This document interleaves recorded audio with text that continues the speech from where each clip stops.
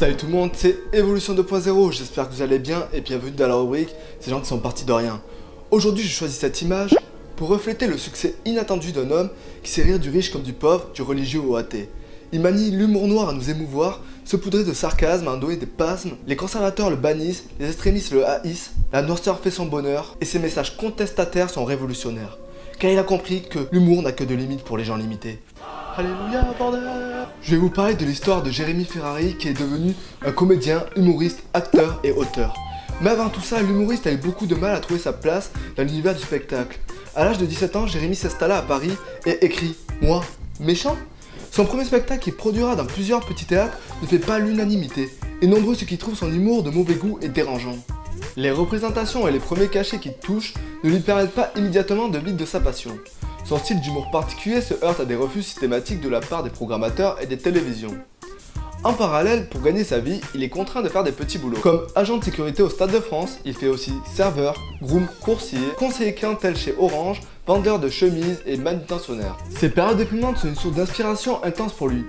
Mais sa famille et ses amis lui conseillaient vivement de mettre un terme à sa carrière sous peine de s'attirer énormément d'ennuis. Il était sur le point de tout abandonner car sa carrière ne décollait pas d'un pouce, ses proches ne croyaient plus en lui et la majorité du public outré par ses propos. Lorsqu'il reçoit un avis positif de l'émission, on demande qu'à un rire de Laurent Ruquier. Il s'est dit mot pour mot avant de commencer l'émission, si ça ne marche pas, j'arrête tout. Et ce fut le succès tant attendu. Aujourd'hui, il enchaîne les tournées avec son spectacle Alléluia bordel. Pardon, Gwendoline? Est-ce que Dieu existe?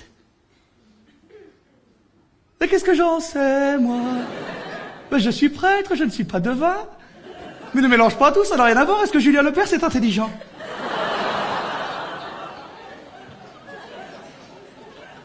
Quelle importance, Gwendoline? L'important, c'est de croire, pas de savoir.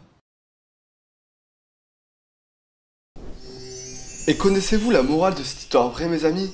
C'est qu'à force de se planter, on en finit toujours par cultiver son expérience et un beau jour, on a récolté les fruits.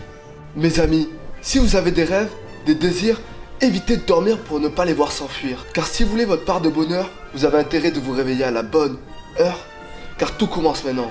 Et si jamais vous remettez vos rêves à demain, ils deviendront plus que jamais incertains. Ne gâchez pas votre temps à tuer le temps devant un écran, car nous naissons tous beaux et unis comme un putain de flocon de neige, mais que ce système nous formate comme des disquettes.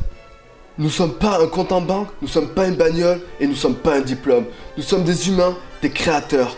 Et notre plus beau des cadeaux, c'est d'être vivant, car trop de monde ne fait qu'exister. Et si vous recherchez le seul obstacle à vos ambitions, regardez-vous dans une glace et il sera en face de vous.